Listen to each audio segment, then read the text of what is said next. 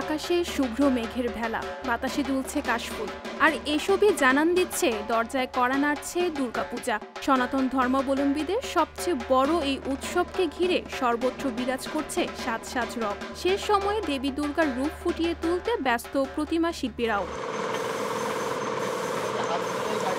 গেল ৬ অক্টোবর শুভ মহালয়ার মধ্য দিয়ে দেবী পক্ষের সূচনা হয়েছে। তবে পূজার মূল আনুষ্ঠানিকতা শুরু হবে আগামী ১১ অক্টোবর মহাষষ্ঠীতে। তাই পূজার আগে দেবী দুর্গা ও তার ৪ সন্তান সহ অন্যান্য দেবদেবতার পরিপূর্ণ রূপ ফুটিয়ে তুলতে দিনরাত কাজ করছেন প্রতিমা শিল্পীরা। এরই মধ্যে প্রতিমার অবকাঠামো তৈরি শেষ করেছেন তারা। এখন চলছে রং ও সাজসজ্জার কাজ। কারিগররা তাদের নিপুণ হাতে ফুটিয়ে তুলছেন দেবী দুর্গার রূপ। কেউ রং করছেন, কেউ তুলির আঁচড়ে ফুটিয়ে তুলছেন চোখ, মুখ, কেউ বা আবার ব্যস্ত মণ্ডপ তৈরিতে। একই সঙ্গে একাধিক মণ্ডপের প্রতিমা তৈরি কাজ করায় দম ফেলার ফুসরত নেই কারিগরদের। করোনার কারণে আগের মতো নেই তেমন আয় রোজগারও।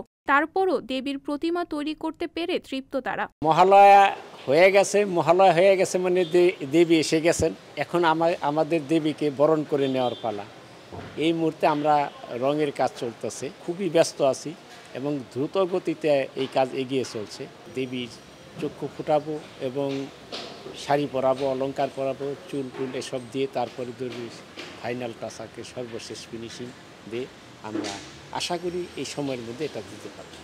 আমি মোট 11টা প্রতিমা তৈরি করেছি, ঢাকায় 6টা আর বরিশালে 3টা, গোপালগঞ্জে 2টা। বিগত বছরের চাইতে এবছরও আরও বেশি খারাপ।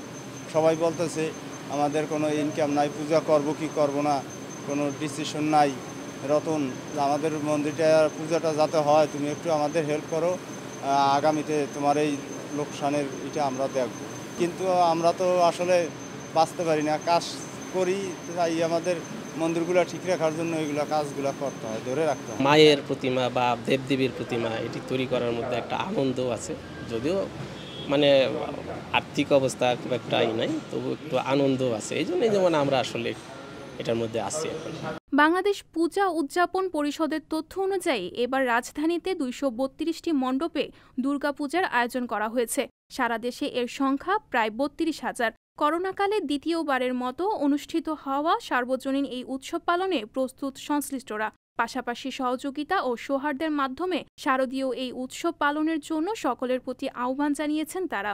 গতবার তুলনায় এবার একটু সার্বিক পরিস্থিতি একটু ঢিলে ঢালে আছে, কারণ অর্থনৈতিক অবস্থা তো জানেন, করোনার কারণে অর্থনৈতিক অবস্থা খারাপ। যারা আমাদের শুভাকাঙ্ক্ষী আছে, যারা পুজোর চাঁদা টাদা দিত, তাদের মানে এবার অনেক আমরা কালেকশন কম পাচ্ছি, তাই একটু প্রস্তুতি করতে একটু হিমশিম খাচ্ছি। আশা করি হয়ে যাবে, এবার প্রস্তুতি গতবার চেয়ে একটু ভালোই হবে। আমরা করোনার জন্য আমরা দেখছেন আমাদের গেটের সামনে এক্সপ্রে মেশিন আছে, এক্সপ্রে করে ঢুকতে হবে, এবং টেম্পার মেশিন আছে, টেম্পার মেপে ঢুকতে হবে, অবশ্যই মাস্ক পরে ঢুকতে হবে এবং সামাজিক দূরত্ব বজায় রেখে চলতে হবে। এখানে আমরা চাই সুখ, পুলিশ চায় শান্তি। তো আমরা যথাযথ চেষ্টা করছি প্রত্যেকটা পূজা মণ্ডপে আমাদের নিজস্ব ভলেন্টিয়ার থাকবে এবং প্রশাসনের লোকও থাকবে, পূজাটা যাতে শান্তি শৃঙ্খলা বজায় রেখেই এবং নিরাপত্তা ব্যবস্থা যাতে ঠিক থাকে এবং সামাজিক দূরত্ব বজায় রেখেই যাতে এবার পুজোটা হয়, সেই দিকে আমরা খুবই দৃষ্টি রাখি। সনাতন পঞ্জিকা অনুসারে দেবী দুর্গার এবার মর্তে আগমন ঘটবে ঘোড়ায় চড়ে এবং গমন করবেন দোলায়। ষষ্ঠী থেকে নবমী পর্যন্ত দেবীর বন্দনায় মত্ত থাকবেন ভক্তরা। 15ই অক্টোবর বিজয়া দশমীর মধ্য দিয়ে শেষ হবে পূজার আনুষ্ঠানিকতা। প্রতিবারের মতো এবারও জাঁকজমকভাবে দুর্গাপূজা অনুষ্ঠিত হবে সেই আশা সকলের। সংবাদ প্রকাশ, ঢাকা।